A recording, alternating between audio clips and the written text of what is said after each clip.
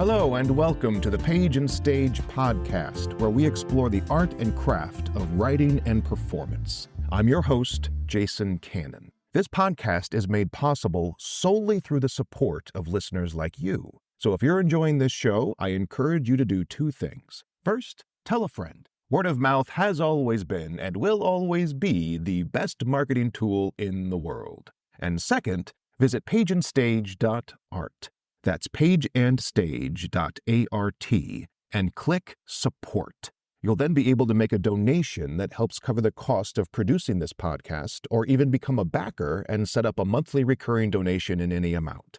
Thank you for listening. Thank you for your messages and encouragement, and thank you for your support. My guest today is model turned news reporter turned actor, Rod Brogan. Rod began modeling and acting at 8 years old when a photographer selected him for a Costa Boda Crystal ad while touring his New York City grammar school. From there, Rod went on to star as series regular Chip Russell in the first season of the CBS sitcom Major Dad, and as bad guy Trip Tucker on the ABC soap opera One Life to Live. Rod's appeared on numerous television shows since, including Oz, Law & Order, Homeland, and Third Watch. In 2004, Rod graduated from the USD Old Globe Theater MFA program in dramatic arts, and his theater credits range from the national tour of Doubt with Manhattan Theater Club to the Irish Repertory Theater and Baltimore Center Stage to the Guthrie. Rod now splits his time between New York City and Los Angeles, and I was lucky enough to grab him for a sit-down while he was in Sarasota, Florida, starring in the Lehman Trilogy at Florida Studio Theater. Here we go with my conversation with Rod Brogan. Sitting here with Rod Brogan, wonderful actor. I've had the privilege of working with him a couple times over the last few years. He's down in Sarasota, Florida. How many times at Florida Studio Theater is this for you right now? This is my fourth show. And then I did the 1 week workship with you. Right, directing. That's right. Man, a year and a half ago, we were just talking about that. Yeah. And we were just getting set up here, and we have creaky chairs and this wooden table, and you were just telling me a story, and you kept hitting the table, and I said, be careful of the table. And that reminded you of being on a press junket? Yeah. So one of the things I did at ABC Radio News was I would go see movies and do the press junket and, interview the directors and the actors. And that sound was then used in ABC News, and Bill Deal was the entertainment correspondent in his reports. And I was at my first junket, and an actor was answering a question, and I went, mm-hmm. And oh, no. It was a round table, and 8 other radio reporters just stared daggers at me. Their heads whipped around, and I was like, yeah. Don't do that. Exactly. No, take it. Exactly.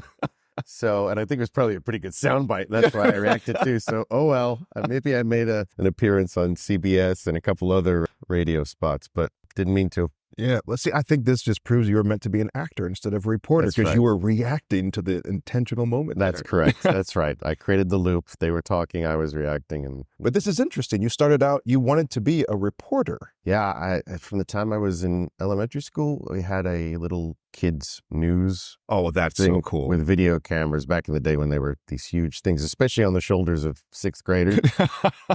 And I did a report for the school on the balloons. We did a balloon launch where we all sent up helium balloons with notes, and you'd see where they landed and if the person contacted you, how far away you're. Oh, like messages in a bottle almost. The messages in a bottle. In a balloon. On big balloons. And I was on the roof of the church next to our school. My mother didn't know, videotaping. And I did that, and I always loved reporting in news. I always thought that I'd be a newscaster. And I was at one point. That was your undergrad?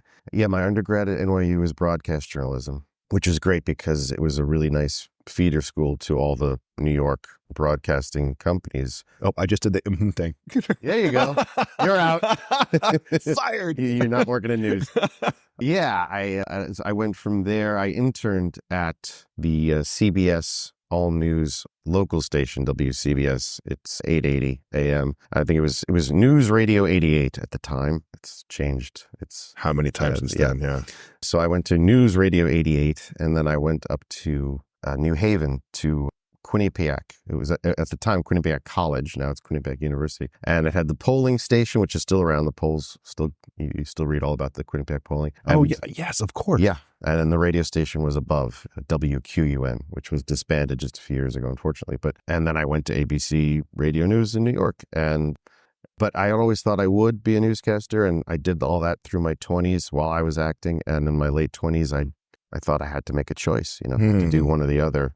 I could keep doing them both part-time, but it seemed like it was a disservice to each to, split my attention. So I thought whichever one I chose, I was always going to look back and think, what if? Regret. Yeah. And just, think now I'd be an anchor in Cleveland or someplace. Right. In local NBC or whatever. Yeah. Channel 5. But I knew if I stayed with that, I'd always think, oh, what if I'd been an actor? And so, I chose acting. I think probably because it was a little more creative. Okay. So the creativity was an important part to you. As I got older, the thing about broadcast news was there was a creative aspect to it in that you put together the story, how you composed the sentences and what sound bites you chose and what order. I remember when we were doing on camera, the trickiest thing was to insert yourself in the middle and then have to write around your stand-up spot, because you could always cheat by establishing the narrative at the top of the piece and just say, this is what I'm about to tell you. Or in the bottom of it, the piece, say, this is what I just told you. But when you're doing it right in the middle as the hinge, you've got to make sure that your voiceover and that the rest of the story that you've captured on tape will tell the story. So I used to always try to do that, to give myself a challenge.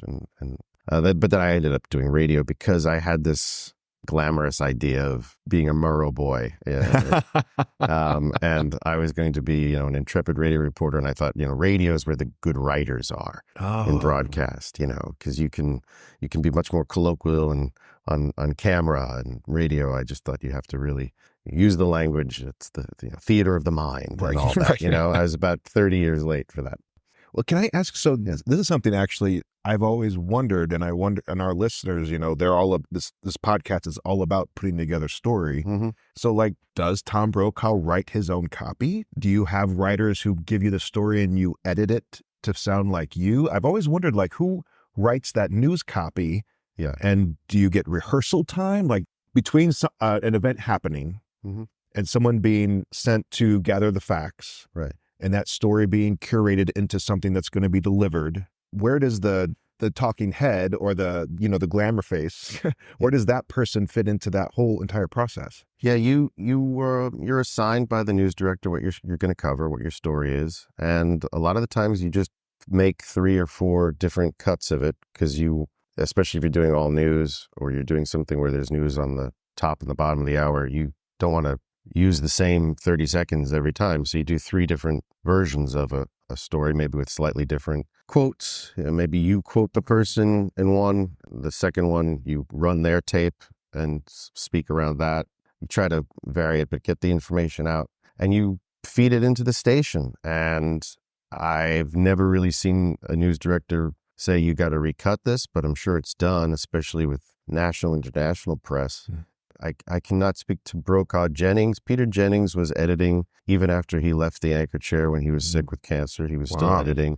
Dan Rather definitely wrote, and people always talked about him being the best writer in the business. He's still right. He has his Substack. He never left the biz, but when he left CBS, people said he was the best writer. I used to listen to him on the radio. He had a 5-minute thing every day called Dan Rather Reports, and that writing was incredible to listen to, and that was all him. And I remember, I think it must have been a Veterans Day or Memorial Day, but he was talking about the dead soldiers, and he said they will forever be honored on the battlefield of time or something like that. And I just thought, God, that guy can write, because that's what the one thing about the Murrow boys, because I'd listen to all their reporting, and, Murrow in Trafalgar Square during the Battle of Britain was all quiet at night. He talked about a lone woman walking through Trafalgar Square in heels, and it sounded like a ghost shod in steel shoes. Oh, and he actually had the sound of the echo of her feet across, and that was good stuff. Yeah. And I remember theater of the mind. Theater of the mind. Yeah. I tried to paraphrase it, as they say, professionals steal, amateurs borrow. I tried to work something like that in a few times. I don't know how successful I did it, but you do want to avoid purple prose, of course. But the big guys still write. I'm not in the business anymore, but I think when you're looking at copy on the teleprompter, in some cases, especially with local, you may not have seen it before as the anchor. Oh, wow. Now, there was something called rip and read. Rip and read. Rip and read is when you would just take a wire copy, you just rip it off the printer, and you just go on air with it and not even look at it, right? Wow. It was lazy, and you were warned not to do it. Yeah. And I had a Saturday morning slot at QUN in Hampton, right outside of New Haven. And I once at like 5:30 did a rip and read. And the syntax of this thing was so bad, it made no sense. I was halfway through the sentence, and I was like, I have no idea what this means. This is awful. This is the worst cold audition ever. Yes, and it was such a reinforcement of why these are rules. Yes, yes. And I think, unfortunately, if you're a good student, you just do what you're told, you're okay. But unfortunately, a lot of us do need to learn by making the mistake and then saying that's why this is a rule. So yeah, but yeah, they if the anchors are worth their salt, they're also doing writers. it right. Yeah. That's incredible. That was so interesting what you said too, that you'll intentionally create 3 different versions of the same story. Now, in say a play, that's just called drafting, right? You're trying to find the best version that you'll then perform. In this case, all 3 are going to go out on the air. So, and that's also, you're doing journalistic writing as opposed to dramatic writing. So there's an expectation of this is the truth. Yeah. So shaping the truth 3 ways becomes a really fascinating kind of mindset or exercise. The tricky thing is how little time you have now and that too, everyone's on a race to get the scoop or whatever. But even how long the story is. I remember when I was interning at News Radio 88, I was interning with a reporter named Rich Lamb. In fact, the newsroom is now named after him. He retired about a year and a half ago, 2 years ago. So the newsroom for the local 880 AM is the Rich Lamb newsroom. And Rich, when he started, had a minute.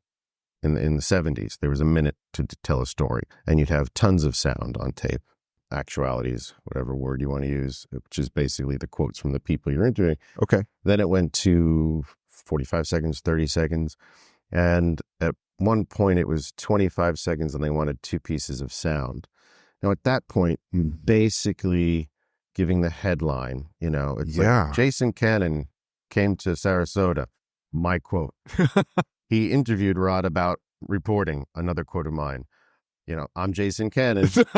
Reporting. And you're in lockout. Yeah. Right? And there's very little time to do much of journalism. Context. Yeah.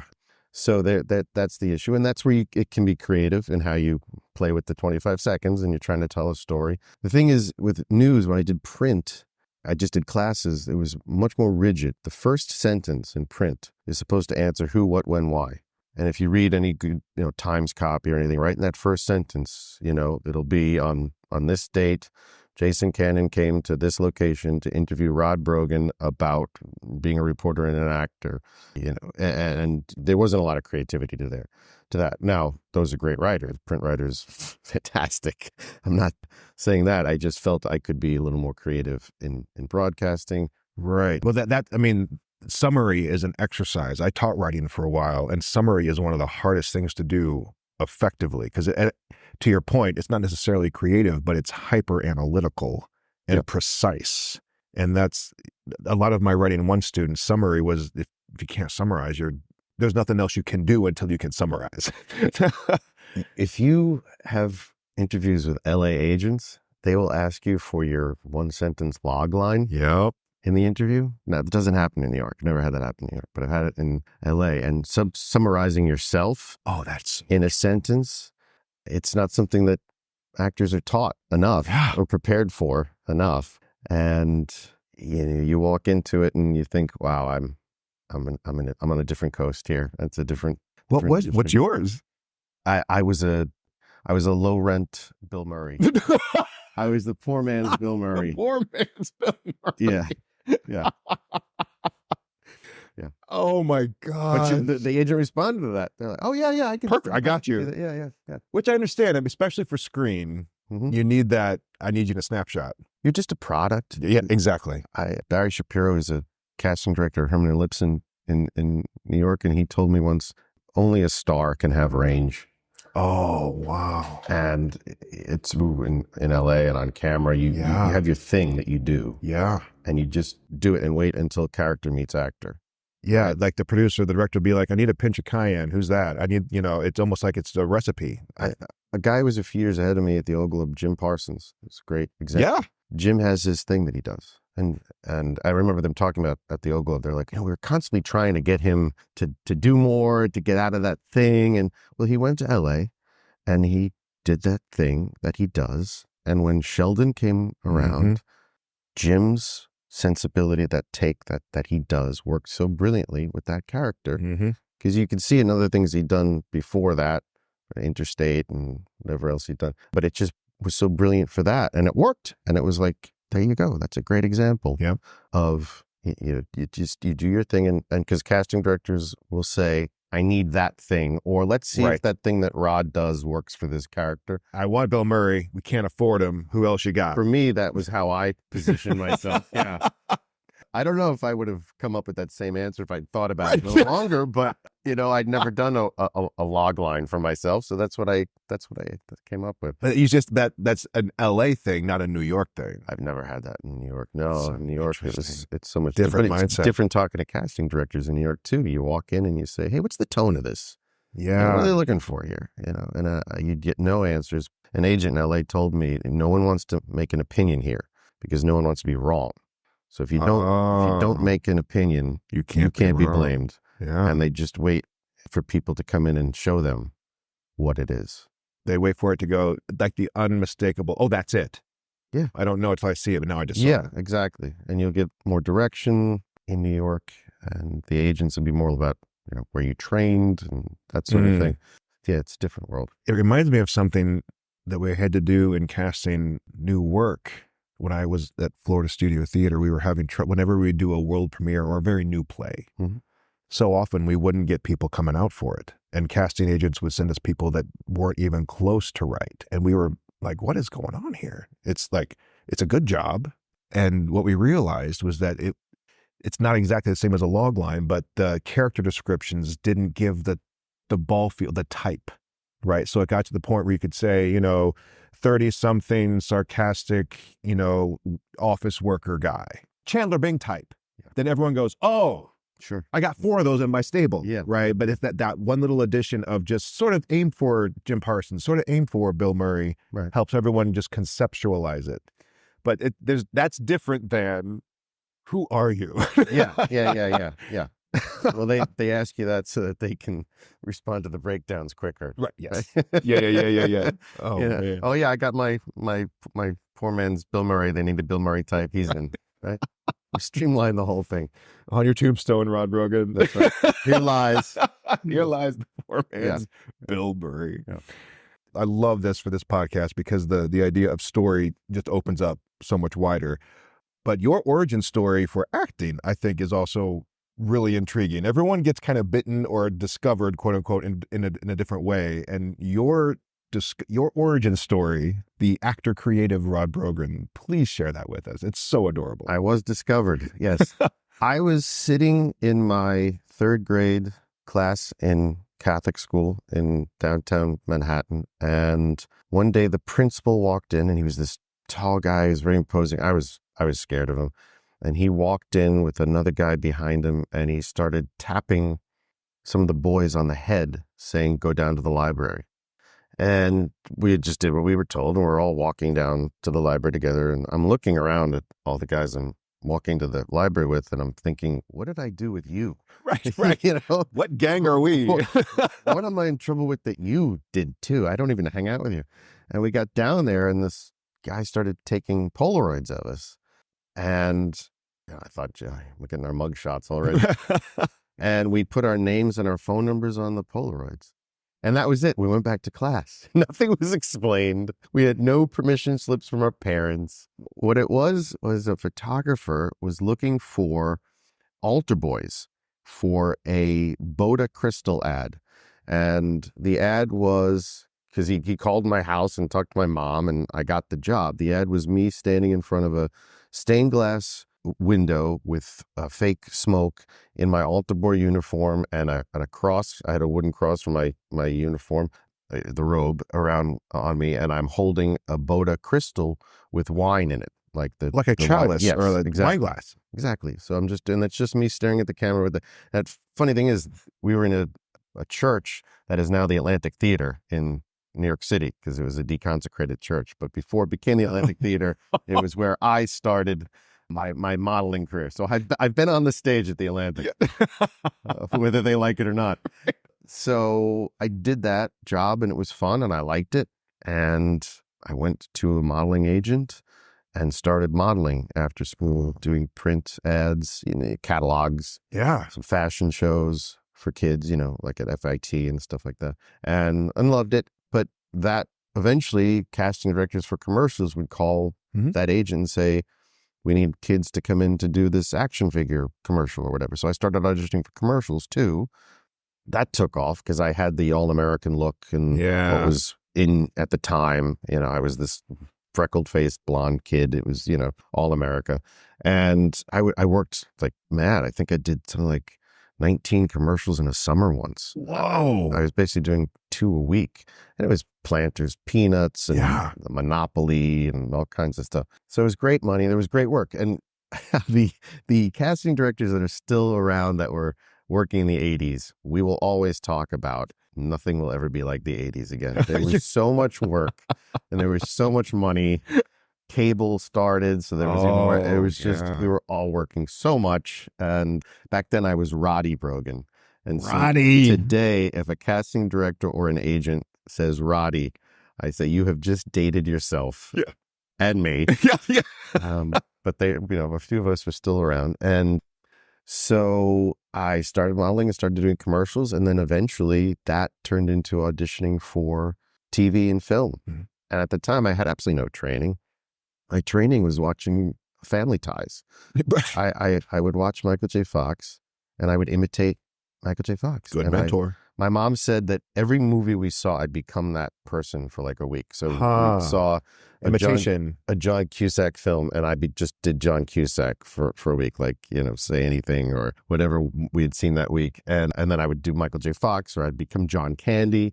And the funny thing was, when Chandler Bing, when Matthew Perry first came on, I watched him, and he would do the one hand in the pocket, and he would do the pursed lip before delivering something, which is Michael J. Fox and John Candy. John Candy was big in the, do you think this vehicle is safe for highway transport? I do. I really do. And I thought, oh my God, he's imitating the same guys I am. And it turned out he's a Canadian actor. And I thought, oh, there you are. We had the same influences. Oh my gosh. And I really thought, I was like, if I had just gotten in that room before him. But that was it. That was my acting, was imitating. And if it were a scene that Michael J. Fox had not done something similar to that, I had no way to play it. It's just, he did something like this in Teen Wolf. I can, do this. As Bill Esper said to me, it's completely corrupt, completely corrupt acting. But it worked. It made me money. Yeah. And I had this audition for a TV show in LA, a sitcom called Major Dad. Yep. And they didn't know what they wanted this character to be, but they flew me out to LA, and it was 3 rounds. The first day was the casting director, and the second day was the producers at the studio, and then the third day was the network. And I made it through the whole round. And then they had the choice. There was one actor who was more like a Johnny Depp type. Okay. And then there was me, who was a Michael J. Fox, Alex P. Keaton type. And they just decided to go Alex P. Keaton. And I did an episode, and they said, this is a good character, and they brought me back for the rest of the season. So I ended up doing 7 or 8 episodes the first season. They retooled the whole show over that summer, and they relocated the family, so my character was written out. But the reason I got that was because I was giving them a poor man's Michael J. Fox. And that would have been my log line at 16. At 16 if you've been asked. Yeah, right. Yeah. Hey, this is Jason, and we'll get right back to the show, but I wanted to let you know that Page and Stage is way more than this podcast. If you go check out pageandstage.art, That's pageandstage.art. You'll find a weekly newsletter full of tips, tricks, encouragement, and inspiration for storytellers of all stripes. You'll also find the online bookshop for Ibis Books, which is the publishing wing of Page and Stage. And if you're working on your play, novel, memoir, or speech, you can even set up some one-on-one story coaching with me. Again, that's pageandstage.art. And now, back to my conversation with Rod Brogan. What was interesting, though, Rod, is that you pinpointed a couple technical things. Mm-hmm. I think a lot of people don't understand just how, especially for screen, how technical you have to be. You got to hit the mark precisely. You can't blink too much. There's so many things technically going on. It's interesting that your first exposure to acting was through screens, pictures. Talk a little bit about how that technical stuff sort of just got into your process and what transitioned you from primarily screen to also live theater. I was doing a New York show a year in my 20s. So I did Oz one year. I did Third Watch one year. I did Law and Order, right? But that was it. I was getting like one episode a year. And the rest of the year I was auditioning. Now, at the same time, I was working as a reporter. So I was keeping busy doing both things. But I wanted to work more. I was a little bored. And I said to an agent, maybe I can start doing some theater. And my agent said, well, you don't have any training. And I hadn't thought about it. It was a totally different thing to me, training. And I thought, well, training, but I've done all this TV work. And he said, no, you haven't done theater. You have to train for theater. And I wasn't condescending or arrogant or anything. I really was quite naive about it. I'm a pickleball champion. I can't play tennis. That's correct. Yeah. But who does Michael J. Fox better than me? I can't work more. I thought that was interesting, and so I started doing off Broadway, and they run for 3 weeks. These plays, 3 weekends, really. Right, yeah. And I always say they run 3 weekends not because it's the equity rules, or it's because you run out of family and friends to come see you after 3 weekends. And that was it. It was this off Broadway world and community, and they were great. They were wonderful people, and you'd go see their shows and they'd come see your shows, and you could do 3 or 4 a year because you rehearsed for a few weeks, you only ran for 3 weeks, and then you could do another one. And there were tons of little theater spaces around Manhattan at the time. Mm-hmm. A lot of them have gone by the wayside because the rents went up and the neighborhood's gentrified, but there was tons of places to work. The industry itself may not have cared, but then when Time Out came out and it would review off Broadway, all of a sudden there was a real scene with a reputation and attention being paid, and this off Broadway company is good. And anyway, I enjoyed it. I was really having fun. But I finally decided, okay, I'll take a class. And my agent said, well, you can go get an MFA somewhere, or you can do one of the conservatories here. Stella Adler, Bill Esper. I went to Esper, and it was Meisner, which was decidedly not for me. I think part of it was it started with such basics for the first months, just doing the repetitions, and I was getting very antsy about getting into scenes. Yeah, because I'd only done scenes my whole life, and I was just having trouble applying what we were doing to anything. It just wasn't for me, and I ended up leaving that, going to what was called the Actors Center. Michael Miller, who had started NYU acting in, I guess, the late 60s, early 70s, he had a center, and you could take all these different classes. And I took a class with him to prepare me for MFA auditions, and I took a first folio Shakespeare class with a woman named Clark McCarthy, which was fascinating. We used wooden dowels. We would print out just our lines of Shakespeare, and we put them on dowels, and you'd move the 2 dowels, and you can only see 2 or 3 lines of yours at a time.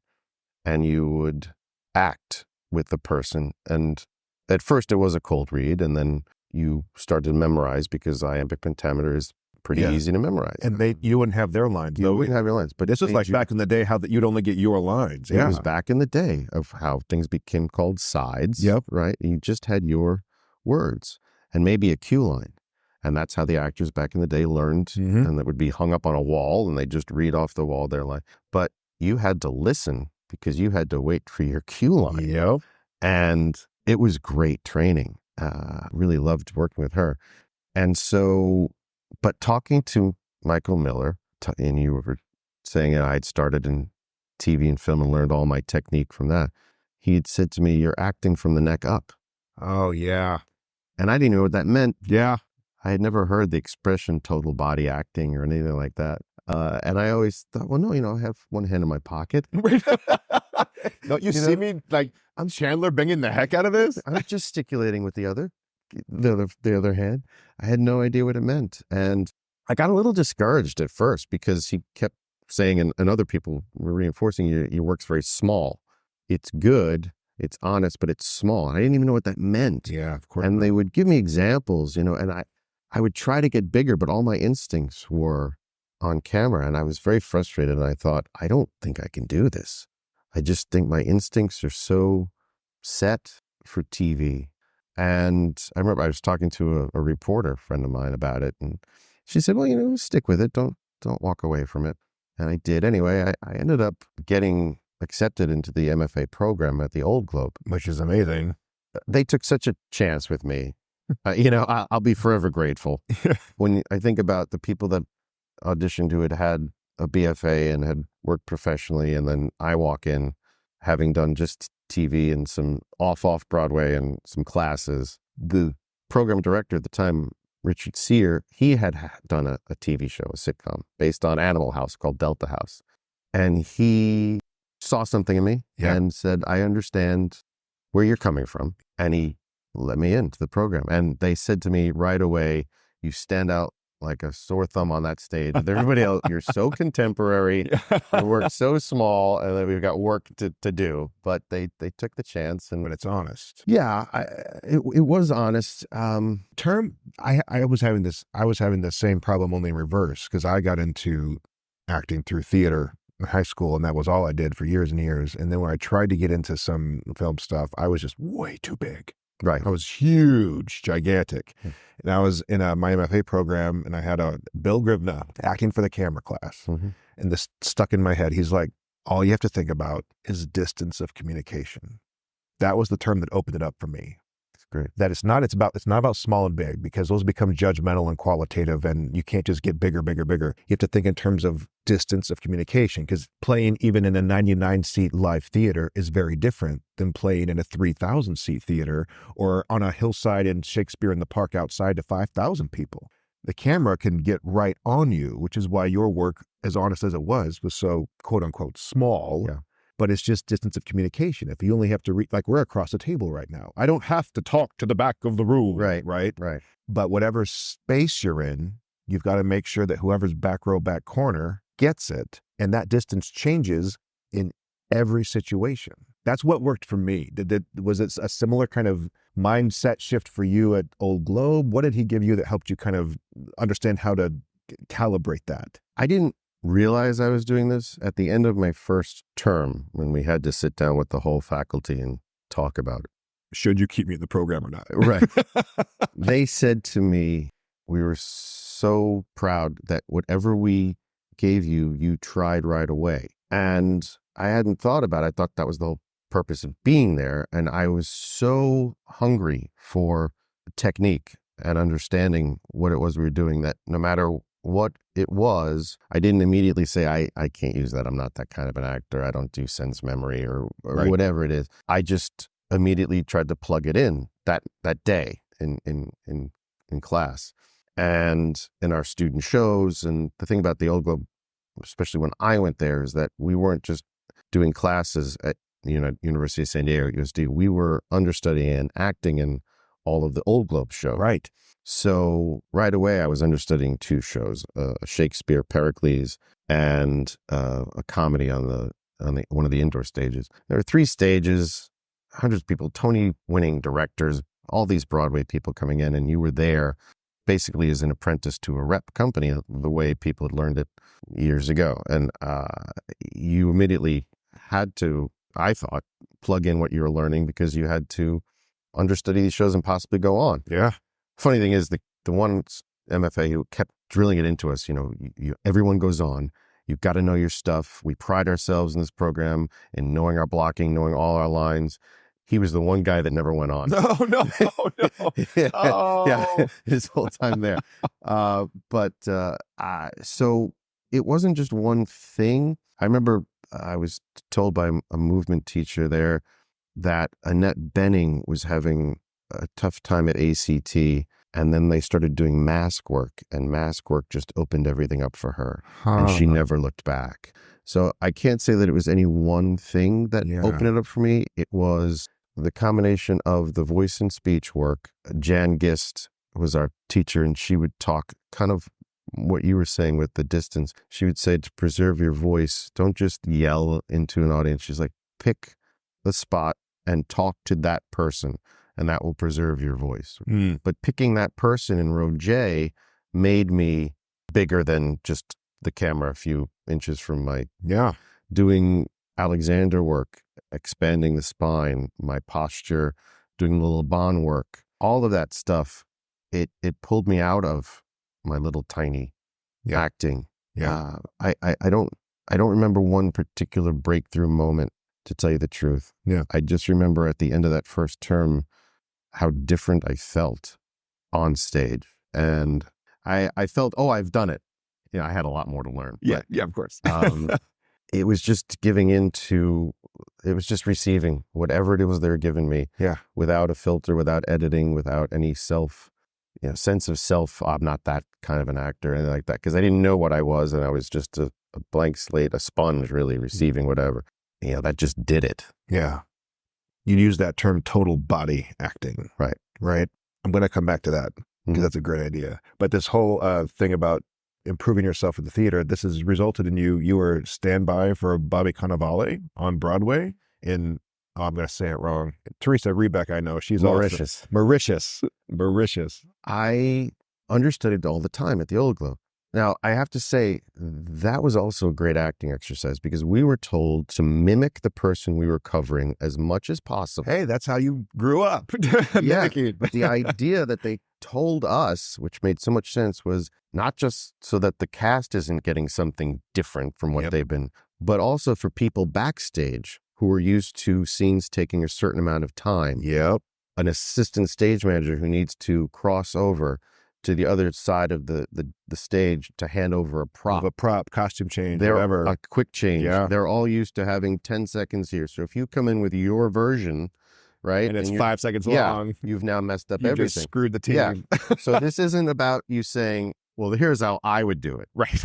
Now, mimicking that person, and people can say, oh, that's corrupt because it's not you. But that's the difference between show and business sometimes, right? Yeah. It's a business too. But that mimicry would take you places your imagination wouldn't, vocally, physically, the line reading, a pause, something that you wouldn't do. And you could always catalog that. That's what I would always do in your head and say, oh, that's an interesting sensibility for a character if I ever play something like that. Or even if it was Shakespeare, if I ever play that role, I'm stealing that. The famous Ralph Richardson, as he was coming out in Twelfth Night, who's the idiot butler? Malvolio, which was my MFA audition, and I can't remember the character. He's coming out as Malvolio, and there's the sundial. And he looks at his clock and looks at the sundial, and he turns the sundial. Right. And Nigel Hawthorne stole that for the film version, right? These things that are passed down, right? Things like that. Like I said, professional steal. But you catalog little bits of that, and even just the voice or that range and stuff like that. I loved it. Anyway, I'd done a lot of understudying at the Globe, and I'd gone on a lot. I remember one night we had an opening night of a Shakespeare, and the actor I was covering, one of the indoor stages, had an audition in LA and wasn't back in time. Oh, man. And I was standing on Old Globe Way, which is the little street between two of the theaters at the Old Globe, waiting there in the middle of the street to see if I was going to go left or right, because at 15 minutes to curtain, we still didn't know if I was going to do the opening night of the Shakespeare or if I was going in to do David Ives. And he came sprinting down the street, and I ended up doing but because I had done so much understudying, when I got out of school, there was an understudy call for the National Tour of Doubt, the John Patrick Shanley. Yes, brilliant play. That Manhattan Theater Club was producing. And I had seen it twice. And both times when I went, I noticed that the priest held his pen in his cassock, and he took the pen out to take a note. And I just remembered that little bit of business. It's just a crazy thing that actors might notice, or especially actors do a lot of understudying would notice. But I thought it was an interesting little bit. And I went into the audition and I did that. I had a black button-up shirt and I put a pen in between the two buttons just sticking out there. And I pulled the pen out to take a note. And Doug Hughes and his assistant director, Mark Schneider, laughed because I was the only person who'd done it, but I was essentially already understudying the scene. Yeah. Because I remembered the blocking and a little bit of business. And the casting director called my agent and said, 2 hours ago it was this other guy's job. He said, but surprise, it's Rod Brogan. Rod Brogan's getting the understudy. And I did the whole tour, and the Manhattan Theater Club said, hey, would you come back and understudy our Broadway show, About the Cannavale? That's how I got those 2 jobs. That's amazing. Straight out of the Old Globe training. Did you ever get to perform with Cherry? And I never went on. Man. I never went on. I saw her in St. Louis. It was so good. Yeah. Okay. Well, I was there. You were there somewhere in the back. In the Fox Theater, huh? She had gotten, you might remember this, she got a really bad head cold and just refused to call out. I think maybe she missed 1 or 2, and I think I saw her on her first night back, and you could hear it in her voice. Right. But she was just refusing to sit out. Yeah, she said Julie Harris would always take shows to the regions because she said people can't always make it to New York. Yeah. And so she said, I'm gonna do that too. And I spent 10 months on the road with her, and I can tell you she is amazing and one of the most generous human beings I've ever met in my life. I couldn't even nitpick and give you a criticism. Yeah. She is just wonderful. And she came to see me. I did a show at the Irish Rep in O'Neill, and she came to support me. Oh, man. She's, but that's Cherry. That's the way she is. We won't belabor this. I'm sorry, I dropped the name. No. You can drop all the names you want. It just helps me. But I've said the list. I directed and played the part in Doubt. Right. In a product, and so I was we could geek out on that play, I'm sure, for hours. Well, I must have gone out for 8 regional productions after the tour because I thought I've got to get this out of my system. Yeah. We were doing 2 or 3 understudy runs a week because it's a 90-minute thing. You can do that easy. And I mean, I had done it so many times and just in front of the stage management and Doug Hughes, I was like, I have got to do this thing. And I ended up doing it at Syracuse Stage.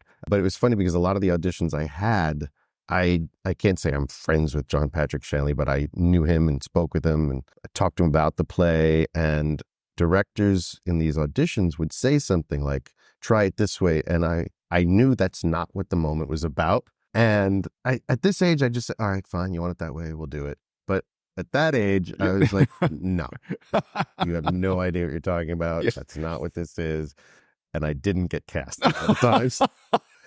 Because I was a bit obstinate, but I met Burke Walker, who was directing at Syracuse Stage, and I said, listen, this is what this is. And he was like, great, and not to be lazy, but he was just like, you've got the insight, let's do this. And it was great. I got it out of my system. I had a wonderful time. Awesome. But I did try to audition for some regional Mauritius productions too. Didn't get those either.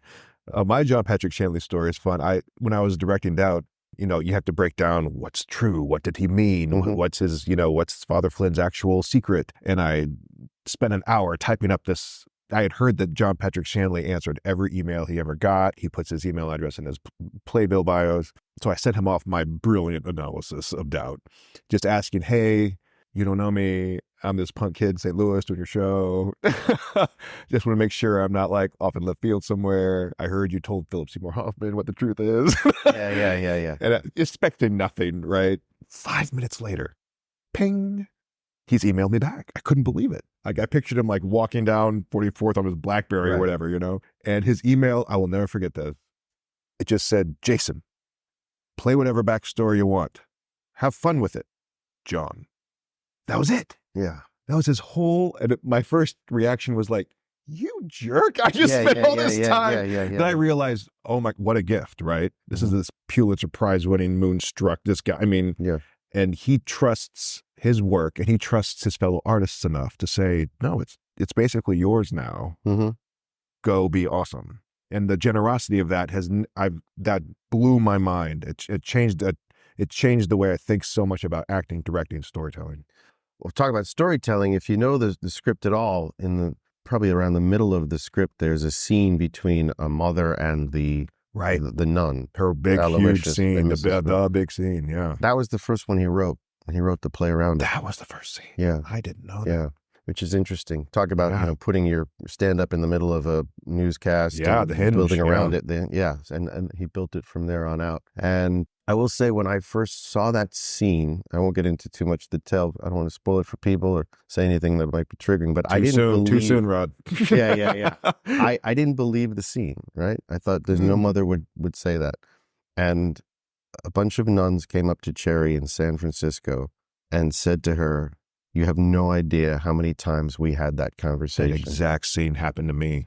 And I thought, truth and fiction, and it's, what do I know, right? But I can tell you that the secret, yes, he and the director and the people playing Father Flynn would share the secret, and they were the only ones that were supposed to know, and Cherry didn't know, and this and that. And so everyone who played the part thought, oh, I know the secret. And my friend Chris McGarry, who understudied Brino Byrne on Broadway, then played the role on the tour and is now understudying Liev Schreiber on Broadway. Chris said that John Patrick Shanley announced one day at the public, "Only I know what really happened." So no one but John knows the secret. No one but John. But yeah, he's great about communicating that sort of thing. But yeah, the whole point of it is doubt. That's Do the your point. thing. You're making his point by not necessarily nailing it down, right? I want to come back to total body acting. Yeah. Because that leads me right into this whole thing about motion capture. This is another version of storytelling that I actually know almost nothing about. But you've done some motion capture and voiceover work for video games, and not just any video game. We won't mention the name of the video game here because you signed an NDA. Yeah. But just rest assured, everyone, it's one of the biggest video game franchises in the world. Rod doesn't mess around. Yeah. So total body acting, does that come into play with motion capture? Like when you go to do recording for a video game, like, are you handed a script? Do you memorize it? Is it in a studio? Are you wearing like one of those suits with like Gollum when you're in front of a blue screen? Like, yes. Talk through kind of the storytelling process for you for video games and motion capture. So this is in general. We're not talking about any specific. No specific video game where things happen. That's right. You get a suit that's almost like a scuba suit, and it has all these. They look like ping pong balls, all of them, at your joints, wherever you articulate. And you get a helmet. It's like a motorcycle helmet with a camera that faces back at you. To capture your face. It captures your face, and it immediately transposes your facial reactions and gestures into a camera. And while you're on this set, and you're just in this cavernous space, you are also projected up on a huge screen. So you can see yourself. You see yourself as you're acting. About 60 to 80% of the game is rendered in real time. So you're almost seeing your avatar rough cut, but you're seeing yourself already transported into the imaginary world. Yep. Oh my God. And the amazing is because they can play around with time and space. So you can do a fight scene in real time. You and I are 10 feet away from each other, and I swing the bat, and you move your head like you've just been hit by a bat in the head, right? And all they do is move the characters closer to each other on the screen, and all of a sudden, my bat is hitting you in the head and you're flying. And we've done it all totally safely. We could have done it at, half speed, and they just speed it up. You're done. Where something that would have taken, hours to choreograph, and you have to loosen up, and you make sure the pads are in the break, and they're off camera, and you can't see, you cheat the angle, and you don't have to worry about any of that. And the tricky thing is to not keep looking at yourself. Right, of course. It's big. I'd be fascinated in trying to adapt your performance to what you're seeing. And they're recording, and they're like, stop looking up at the, it's like on the Jumbotron, it's like, look at me. All right, I have to be careful here. But yeah, you get a script ahead of time, but then a lot of times you're throwing something on set and they just say, do it this way. Oh. And you create a character in the moment. And then that character. Do you play it depends on the video game, I'm sure, but do you play multiple characters? Do you have one? You can. I worked with people, not just on this one video game, but let's just say in general, but I worked with people who were just there doing other characters, their motion, and they had a really nice steady gig. It was great, right? And they were in their suits, and they would just play whatever, because you can play any character. Yeah. It doesn't matter what you are in real life. They'll just costume you however they need you to. And they can make the avatar taller, shorter, bigger. They can change ethnicity, gender. It doesn't matter. Anything can be anything. Wow. As long as you act the movement. And so talk about freedom for an actor. Yeah. You're playing stuff you'd never be cast as, on camera. They capture your voice too? A lot of times what they'll do is they may, to save money or because of union contracts, have somebody do motion, and then they have a union guy come in to do the voice it. voiceover. Okay. And, we were worried as actors that AI was going to completely take us out of the game. I was just going to ask about that. Once you've got my, as we would say as actors, my movement score, right? Once you've your got movement score for my character, because my character, now this is a classical MFA talking right now, right? This is the guy coming out of the Old Globe. My character walks, sits a certain way, whatever I'm wearing turns and moves a certain way. If I'm wearing, a long coat from the 1800s, I might sit a certain way. When they've got your movement score locked in the computer, they don't need you anymore. Yeah. And now, if they've got your voice, they don't need you anymore either. Right. Thank God we have a new contract. Yeah. And we were striking for that too, and saying to video games, we're going to strike video games if you don't lock in some of these safety nets for us. Because once I could sign away my voice, I could sign away, especially if I were a union guy and just wanted a job and not think about it in the future, and they wouldn't need us at all. Mm-hmm. And I don't know if you've messed around with ChatGPT. I asked it to write me a scene of two ex-lovers meeting in a cafe, and it generated a scene for me. And I read it, and I was like, this could be on the CW. It's not John Patrick Shanley, right? But, it's not bad. A lot of tropes, yes. But it could be just a popcorn movie or whatever. It would work. I thought, wow, nobody wrote it. It was AI. Yeah. And so we were, you could write the dialogue. You could have the computer do our voice again and our movement and stuff. But yeah, we're protected, at least for now. That's good. But that is motion capture work. But it's a great playground as an actor, because you don't have to worry that you're not in costume either. Yep. And no makeup, right? Yep. But you get to play around in this world and be different characters and move a different way. And it was very freeing. I always like to wrap up with 2 questions and a red carpet. So question 1, what is the best advice you ever took? My mother was a teacher of the deaf in New York City, and there was a Polish Jewish doctor who had fled Europe named Dr. Applebaum. And he said, the truth is the best swindle. Okay. All right. Unpack that for me. That's so, right. That's that's so good. Everyone's looking for an angle, right? And his thing was just tell the truth.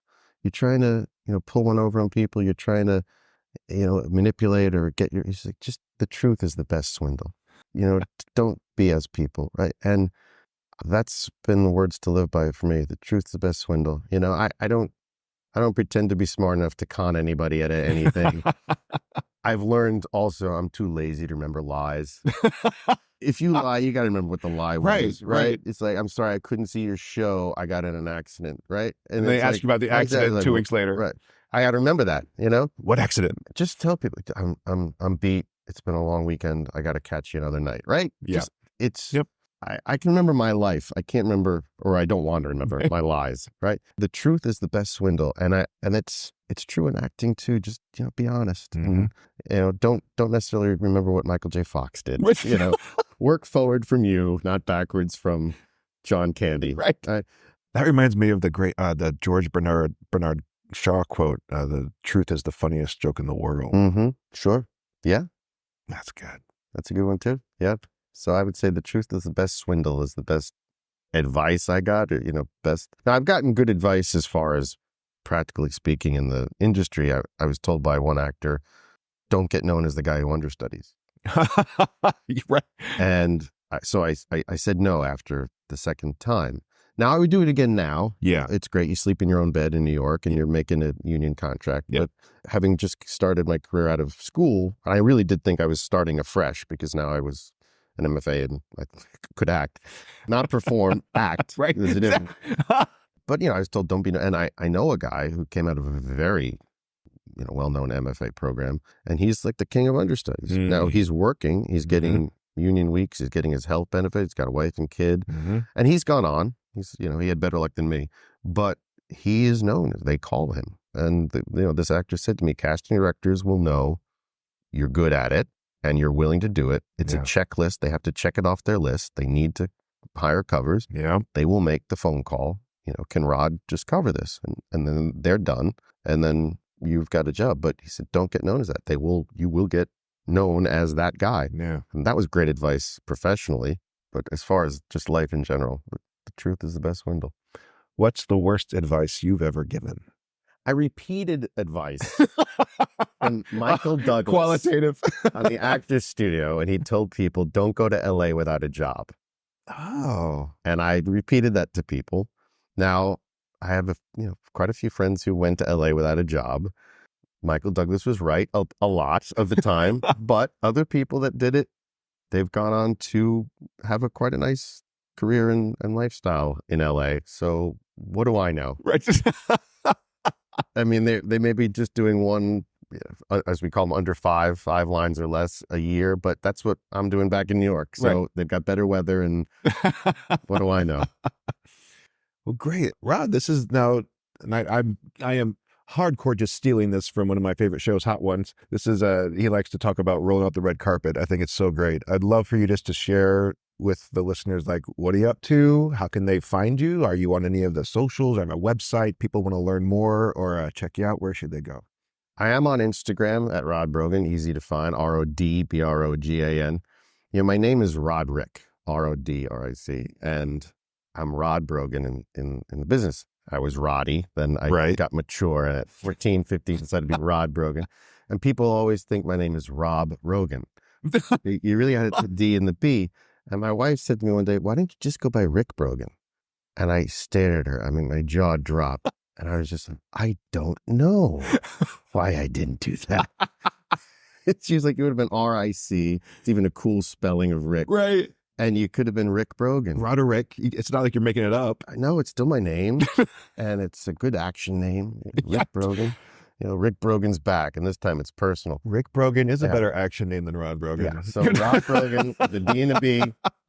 You can find me on my Insta, and I always say what I'm doing. And I'm hesitant to say rodbrogan.com because I sometimes don't pay the GoDaddy. It might not be there. I don't know if it's there. It exists. A friend of mine years ago in the 90s said, get rodbrogan.com. And I thought, who else is going to take rodbrogan.com? Well, it turns out there's an Australian singer-songwriter named Rod Brogan, and I happened to get rodbrogan.com before him. Not that I do enough with it, but it was good advice from him. So some of the best advice I ever got was... Buy your name. Yeah. He can have .net or .whatever else he wants. I've got .com.